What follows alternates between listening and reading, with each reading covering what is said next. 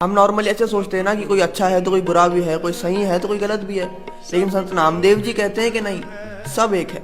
अब इसे समझने के लिए थोड़ी सी इवॉल्व समझ, थोड़ी सी इवॉल्व बुद्धि चाहिए, लेकिन मैं कोशिश करूंगा समझाने की। एक अनेक व्यापक पूरक जत देखो तत् सोई, माया चित्र विचित्र विमोहित बिरला बूझा कोई। नामदेव जी कहते हैं जहां देखता हूं मुझे वही एक निरंकार हर रूप में बसा नजर आता है, लेकिन उसने इस माया को इतनी बारीकी से बनाया है कि कोई विरला ही, कोई बहुत स्पेशल या कोई इवॉल्व ब्रेन ही इसे समझ पाता है। और आगे एग्जाम्पल भी देते हैं कि सूत एक मन सत सहंस जैसे ओत पोत प्रभ सोई, जल तरंग अरफेन बुदबुदा जलते भिन्न न हुई। कि जैसे एक धागा मनकों को या फूलों को पिरोकर एक सुंदर सी माला बना देता है, ठीक उसी तरीके से वो परमात्मा भी एक धागे की तरह हम सबको जोड़े हुए है, हम सब में समाया हुआ है, हम सबका हिस्सा है। हाँ, कभी कभी ऐसा होता है कि जीवन में आई सिचुएशंस में हम खुद को या किसी और को उस परमात्मा की जोत से अलग समझने लग जाते हैं, लेकिन वो बिल्कुल ऐसे ही है जैसे मानो कोई लहर समुद्र से उठी हो और आप समुद्र में जाकर मिल जाए। जब तक वो लहर समुद्र से उठी है ऐसा लग सकता है कि वो समुद्र से अलग है,